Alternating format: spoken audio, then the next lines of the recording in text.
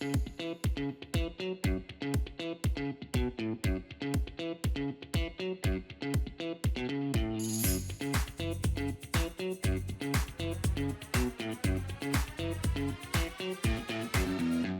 to another episode of Let's Talk About It. I reached back into the Rolodex to pull out Bobby Lee's number. He has been a longtime friend of mine. We've got a lot to talk about with Route 66. There's a huge celebration. I want you guys to know all about that. But there's just so much that I could talk to Bobby for an hour, and then I'm going to bring in his brewmaster, Tom Money, here in just a little bit because they've got some exciting things happening over there beer-wise. But first off, congratulations. You guys are getting ready to hit a major milestone out at the Big Texan. It is. It's as much as we love the marketing and everything and the Big Texan and the big show.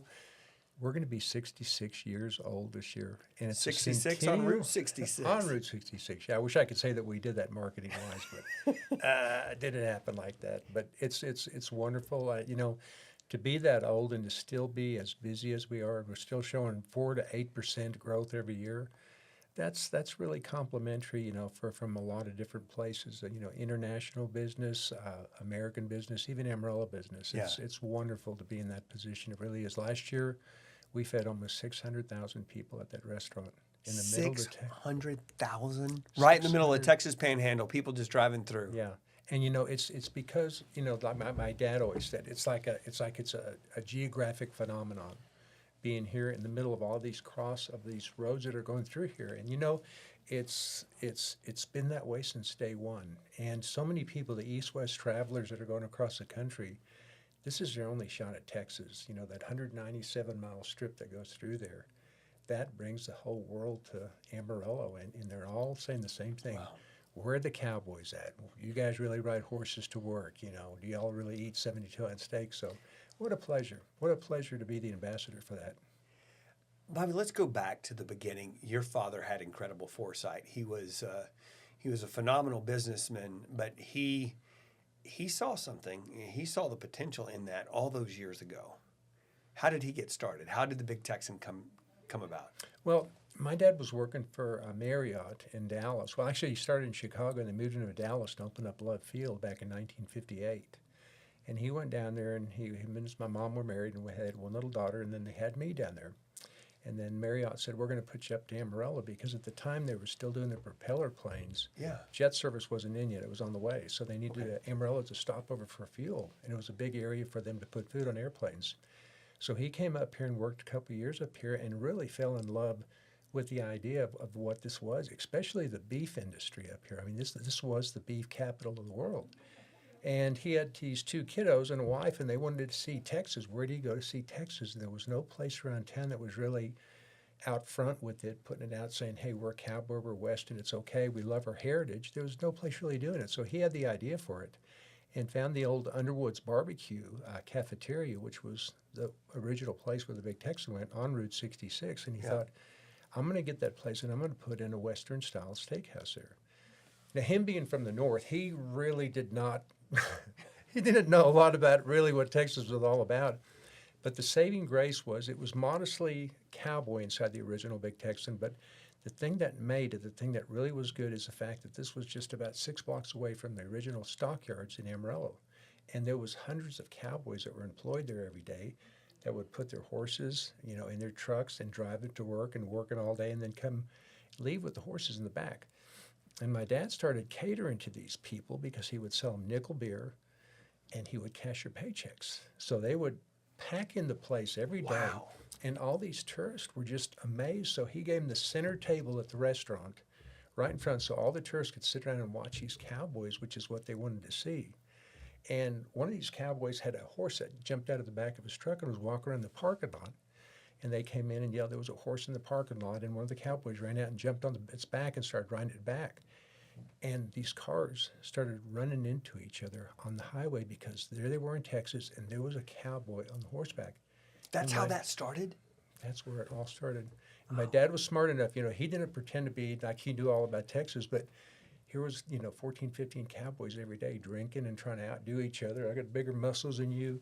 I can eat more than you. This is where it all started. And my dad was smart enough just to zip it up and let them set the persona of the Big Texan.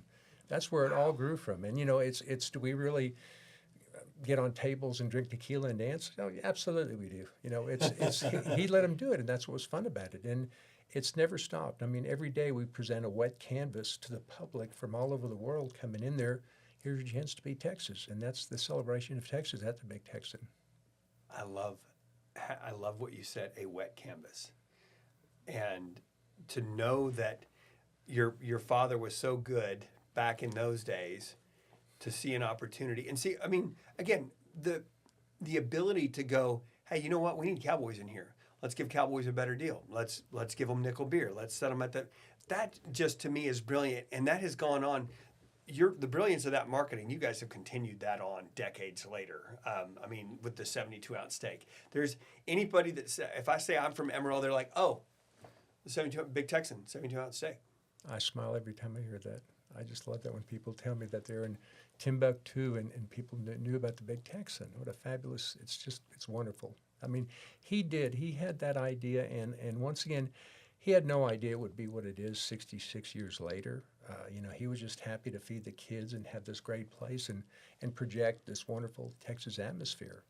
And the impressive thing is he was doing it, and you all were doing it before there was TikTok and Instagram and all that other stuff. I know you guys are doing some great stuff on those reels out there, and you guys should follow them on social media. The Big Texan has some great stuff.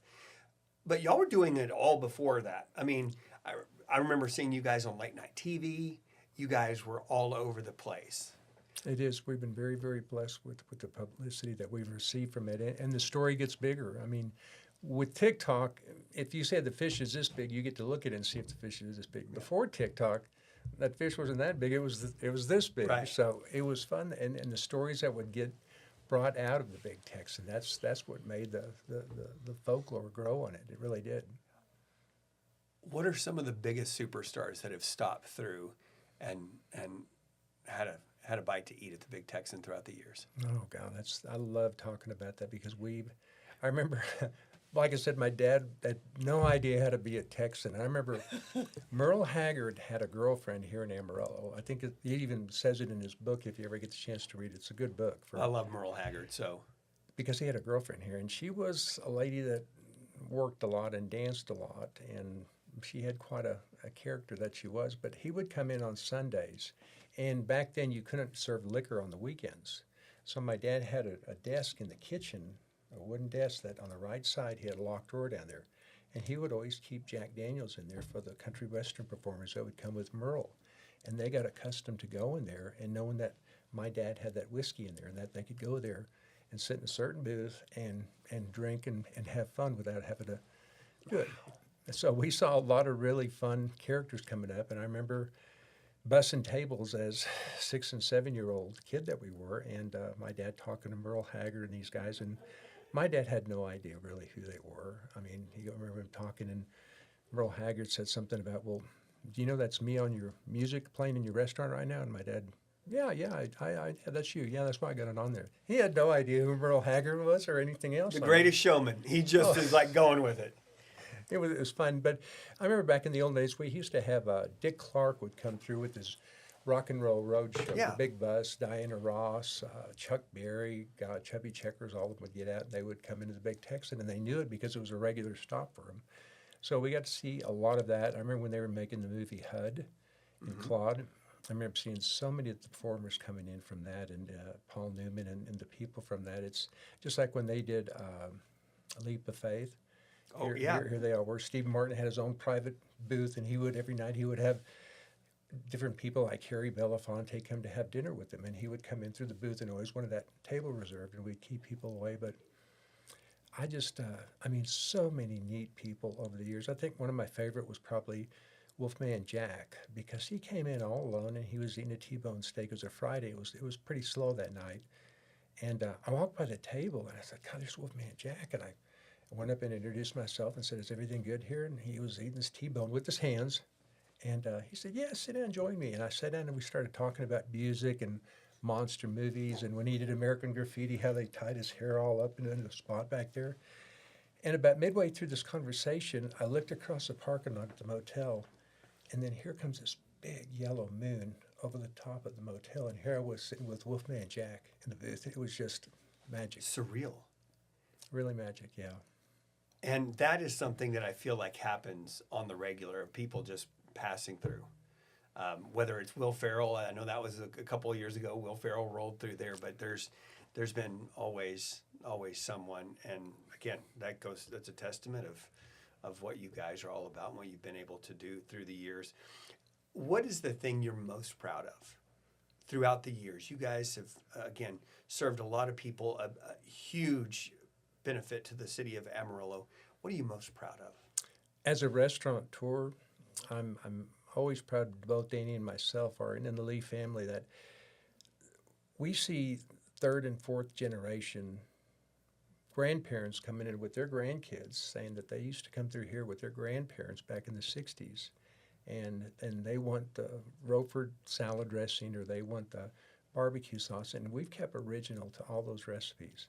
It's a little bit more expensive. It's a little more difficult to make that up, but really to have those actual recipes, it's a responsibility that we have in serving that, being open 365 days a year, making sure that everything is as it always was, and to be able to serve this wonderful beef that's abundant in the Texas Panhandle. It's just, that's a great thing. That's one of my favorite things about it, but that responsibility to keep it what it was originally. You talk about the responsibility and you talk about the generations. One of the things that always has stood out to me is your dad put you to work at an early age, and you and your brother both made it a point. Your kids were going to work there. Yeah, and we're at the part right now where Deanie and me are just about done with the dance. Yeah. And, they're fixing to pick it up, and it's one of those things you're nervous because we didn't really have much of a choice when we were kids. There was 8 kids in the family, 8 siblings, and we got picked up after school, and you went to the Big Texan. And if you had homework, you went in the bookkeeper's office. If not, you were assigned a job to do.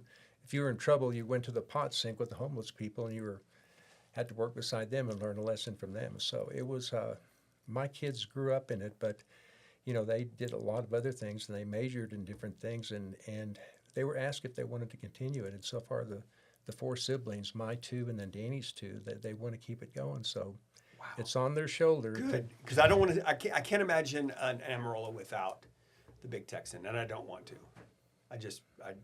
You guys have added way too much, and again, adding to it with the big celebration, which I want to talk to now. Before we bring Tom Money in to talk about some of the fun things that you guys are serving up beer-wise as a part of this, but the Route 66 celebration, the Mother Road. You guys are already getting calls, and I'm sure you're probably already getting booked out. It is. It's something that our area. It's a shame. I got to do this because down in Austin, Route 66 doesn't apply to a lot of the other states. So our state agencies have really not done anything to support the best part of Texas, which to me is Route 66. And I understand it. It's not, it doesn't go through their city, but it always seems like the big 3 markets always get all the attention. But that's fine, because up here we're gonna show the world what Texas is really all about, and we'll continue it for another 66 years. So the celebration of Route 66, like I said earlier, is that road. Amarillo would have never been known if it wasn't for that road going through here, those people going through here, for them to experience this little tiny bit of Texas. And like I said, it's when If you go to Hawaii, you expect to see girls in grass skirts. Right. When you come through the Texas, got to see a cowboy. Got to see him, and it's just that little bitty strip we got going through there that we get to open it up and no filters whatsoever and play Texas as hard as we can. Yeah. Is it real Texas? Absolutely, it is. I mean, we have fun. This is what we do for a living, and it's their beliefs, and it's Texas is a wonderful product. I mean, what a product. I mean, wherever you go, you're brought to the very front of the room with that 72-ounce steak, or being from Texas. Yeah. It's an honor. It really is, and to represent it the way it needs to. When do all the things kick off? Really, they've already started. We have already started. We've done interviews. We've had different events that we've been called to. We haven't taken any up yet because we're trying to get ready for spring break here. Christmas season was really exceptional this year because we thought with the snow being light in the mountains that it was going to be slower at the restaurant during the Christmas season. we were packed. I mean, packed the whole time, all the way into the first week of January. So we got a little shoulder season right now, trying to get everything ready for spring break, because we have a feeling spring break is just going to be a monster, and it's going to start then, and it won't stop till late next November as far as the people coming to Texas to see Route 66 and experience it. Because all the different 8 states on Texas, you got to go through Texas to get to any of them. So they have all these big budgets and stuff, and we say, fine, they're still going to go through Amarillo and get a chance to tell them about what's there to do in Amarillo. And every one of those people, those accidental tourists that we can convert and say, did you guys know about the Cadillac Ranch? Did you guys know about Palo Canyon? Yeah. We are the ambassadors. They get to talk to those people into staying one extra night. And when they discover, they tell all their friends, they tell how great, they didn't even know this was outside Amarillo, but you should see what they got there. Oh, that's great. That's the magic of it. So that's going on right now. That's happening. You can, again, I know that we've done it for I don't know how many years. Every time we've got a family member that comes in, everybody wants to go to the Big Texan. We go out there, we get us a cold beverage, we grab us a burger or a steak, and we just kind of set into it. And again, you guys just continually do such a great job of carrying the mantle for the city of Amarillo on Route 66. So man, we appreciate it so much. And I can't believe you're talking retirement already? You know, retirement is Danny and I both have agreed that it's when they put a white sheet over us and carry us. I was going to say that's retirement. You guys have. It doesn't matter. I always feel like any time that I've ever been in, one of you guys have been there. I've always wondered when you guys sleep, but you guys have done certainly a good job. And that's also with the staff that you have. We got a wonderful staff, and Andy, you know, it's so exciting to have something like the Big Texan. I mean, it's not just an ego thing. It's something that, I mean, all these rocks are everywhere, and you turn a rock over and you look what we found. Let's do this. You know, you turn over another rock, and Danny and me, and we're getting up there in age, and I mean, we're kind of saying, how many more rocks are we going to turn over? Because every time we turn over, there's an idea. Let's do this, let's do that. And the one thing we discovered lately is the RV business, which was about 5 years ago, and what a neat thing for Amarillo. I mean, RVs, because they rent the spot. We get to pick them up in the limos, bring them to Big Texan, feed them, entertain them, let them buy merchandise, let them see the rattlesnake. And they really, really like it. So the RV business is just right up our alley with that stuff. It's another part of hospitality. And we put cabins out there. We're fixing to put some teepees and this Conestoga wagon. So we don't stop. I mean, it's like I said, those rocks are everywhere, and you just turn them over and look, and you go, look what we found, look what we found. And the Slug Bug Ranch, my God, I still can't believe we got the Slug Bug Ranch from Conway, Texas. What a neat deal. Every time I turn around, you're doing something new, whether it's Starlight Ranch, you're doing again, it is always one thing after another. And here's the thing, a lot of people don't know this about Bobby. We're going to be doing this interview, and literally he's going to get wrapped up, and you're going to go home and put your hockey gear on. You are how old now, Bobby? 68. 68, and you are still you're getting out on the ice and banging on the boards. It's so much fun, and I'm so lucky to be able to do that, and it gives you a reason to take care of yourself. It really does. And I tell you what, being able to do that, you know, hockey was something that I had when I was 6 and 7 years old when they first opened the Civic Center. Yeah. And I thought that's the greatest thing in the world. And to be able to have something that you felt like that when you were 6 and 7 years old, that you still get that same excitement for at this age, it's so worth it, so worth it. One of the rocks that you turned over, I think it was a little more than 15 years ago, you decided that you wanted to open up a brewery, and so you got Tom Money involved. I want to bring him in here. He's been sitting patiently by.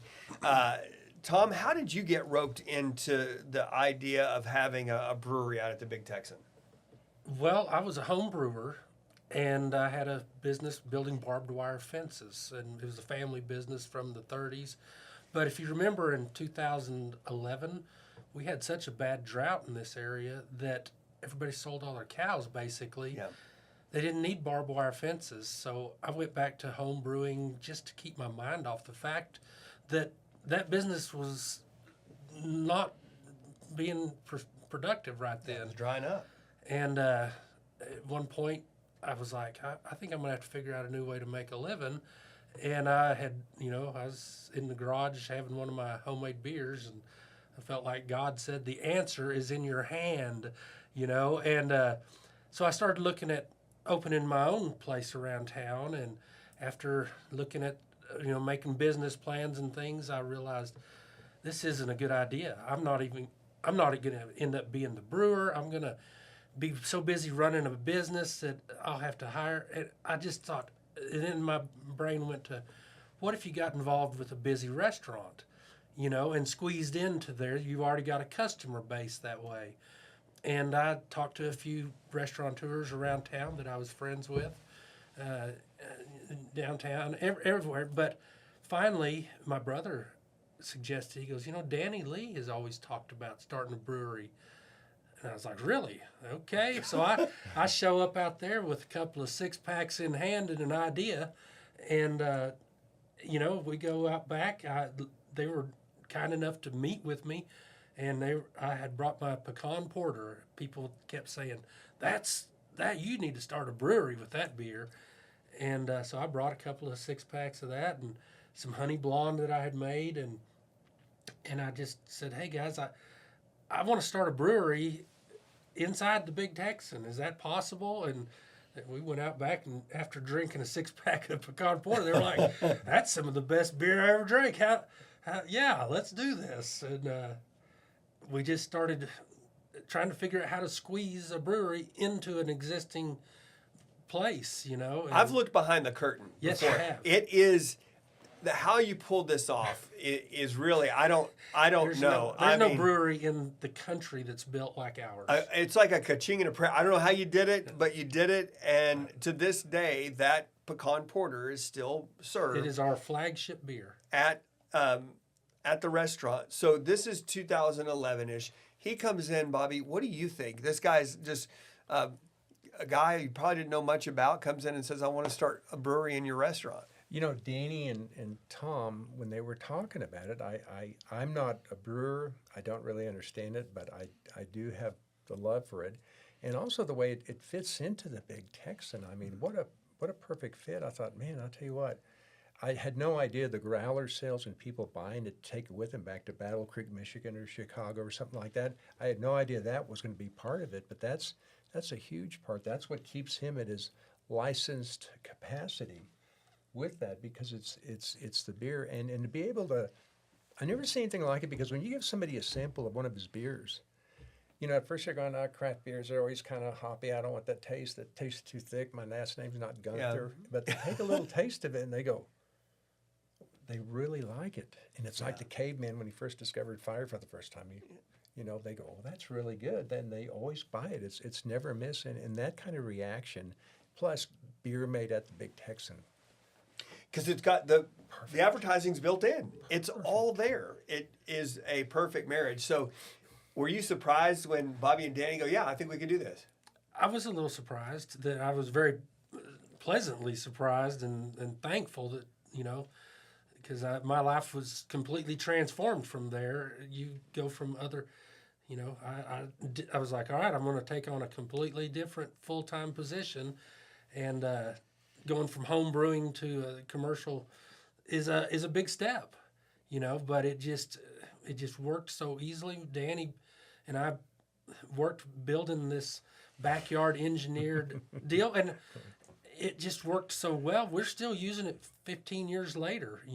We've made some improvements, don't get me wrong, but it's basically the way it was to start with. It just worked too good. Because anybody that has ever been into a brewery, that it takes up space. I mean, that's just part of it, right? You guys had no room at the end. You guys had already taken all the space in those 4 walls, and you guys somehow you made it work. That's been how long ago since you brewed your first beer? At the Big Texan, 15 years now. Yeah. Because we started brewing it basically in April of 2011, so that we'd be ready to start serving, and we started serving June 24th of 2011. So that's what I call our anniversary date. But we got our license about April and started brewing at that point. And wow. And we've done a lot of, so many beers, I can't even tell you how, because like I say, we get to experiment easily on a small batch system.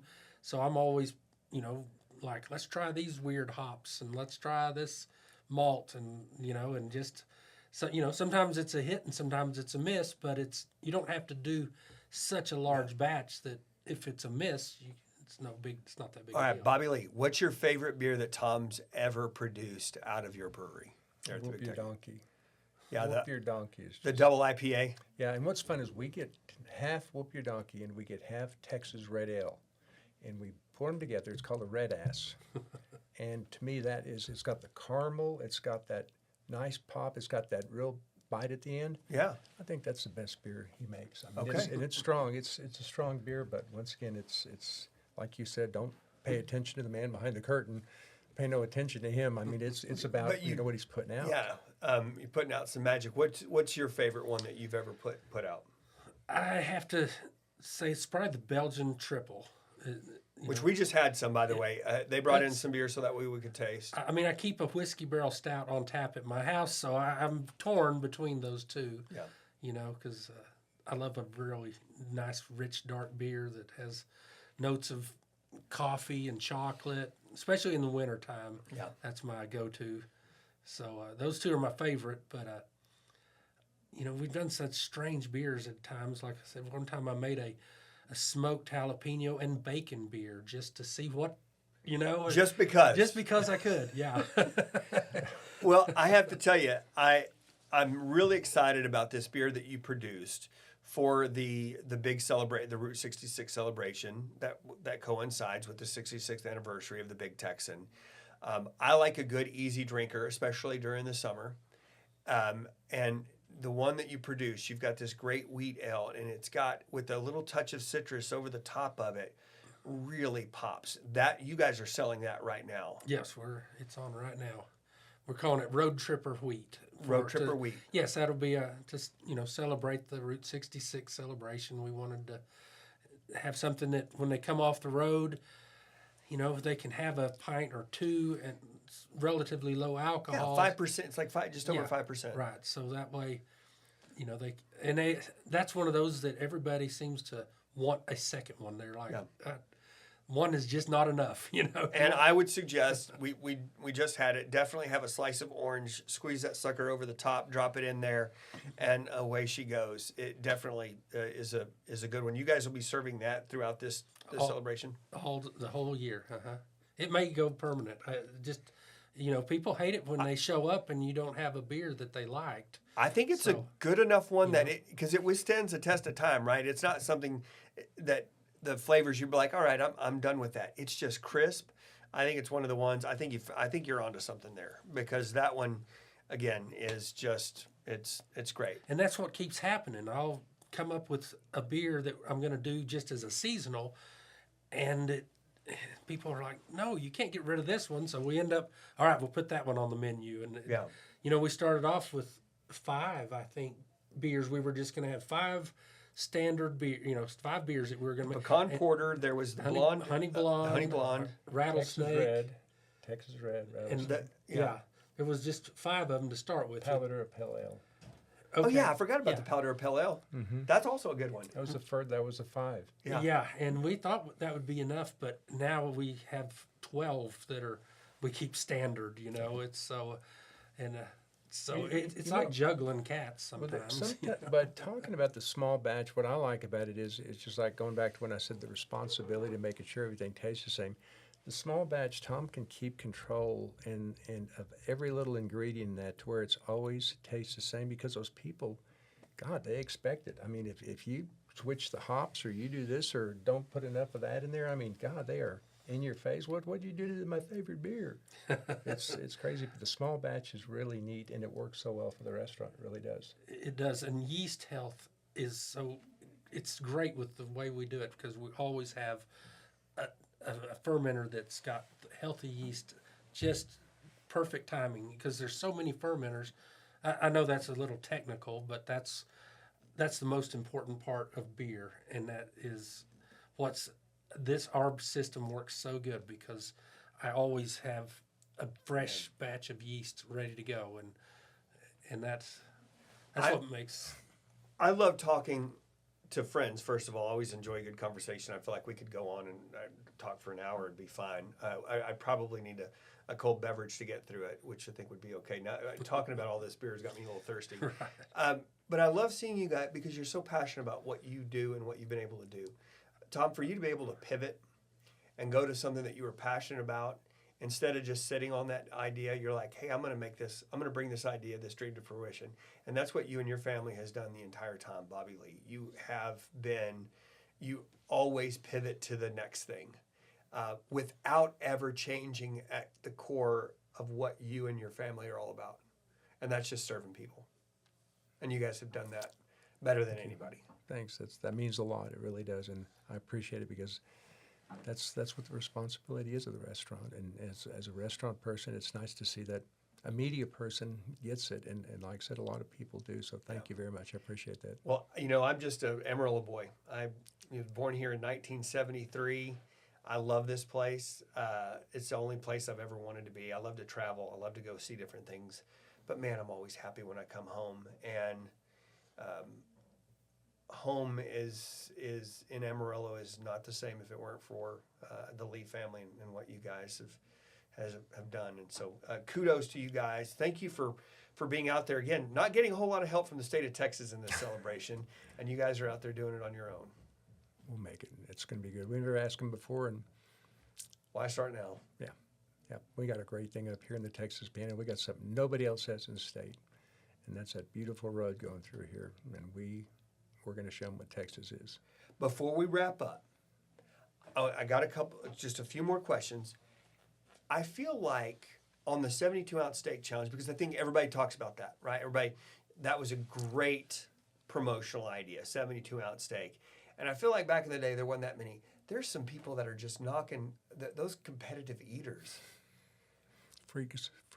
Yeah, what's the most anybody has consumed in 1 hour? Molly, that little 120-pound housewife, Danny and I bet her $5,000 that she couldn't eat 3. And we set her up 2016 in front of the Big Texan in April.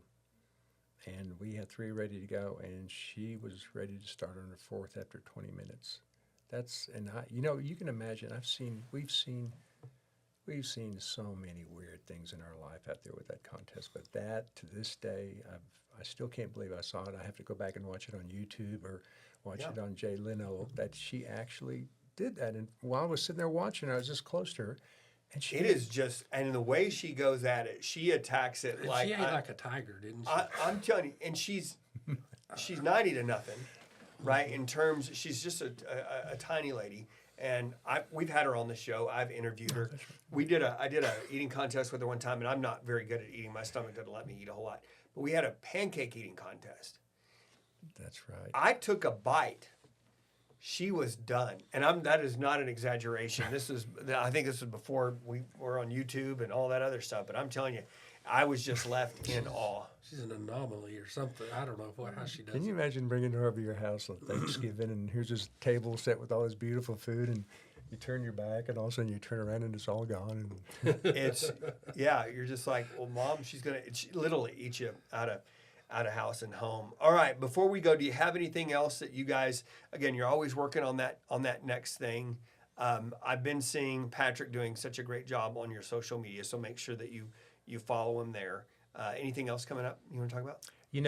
Just the fact that we're doing a lot more with Starlight. I think you'll see some real interesting things in that side of town where Starlight is, and some of the new development that's looking real hard at the east side of Amarillo. Okay. With Buc-ee's open 2 years ago, it's been the greatest thing for the east side of Amarillo. The number of traffic, Fermi, the people coming through, and the excitement of Route 66, and 66 years of business at the Big Texan, and the next generation of people coming through. So we have some real neat things that we'll be bringing out, but watch for mail order beef that you can order the 72-ounce steak by mail in 72 hours for $72. So that's a big thing coming. Wow, that great is Father's huge. Day present. Yeah, so that's huge. Yeah, it's in the works right if you now. figure out a way to legally ship some beer, you'd really been in it. You'd get a nice whoop your donkey pale ale or IPA and a cold beverage. All right, final question. Is the Big Texan haunted? I'm not going to say no. Okay. Well, I've seen some things online, and I've always wondered. It's kind of got that vibe to it. And here's what I would say: next time you go in, talk to our friends at the restaurant. Ask them which booth you need to sit in, because there's one in particular that's pretty special out there. That's all I'll say about that. That is all I'll say about that. Go out and have yourself one of the wonderful beers by Tom Money. Great steak from our friends at the Big Texan, and just have yourself a good time. You will be served, and you're gonna enjoy it. Bobby Lee, Tom Money, thank you guys for being here. Thank you, Andy. Thanks I so finally much. got to do a show with you like this. I It's know. so neat, and we don't have just 4 minutes. We had the total time to do it. So I know. I could go another hour. Tell me we need some beer in here. I know. Yeah, let's go. Let's go round it up. No, so true story.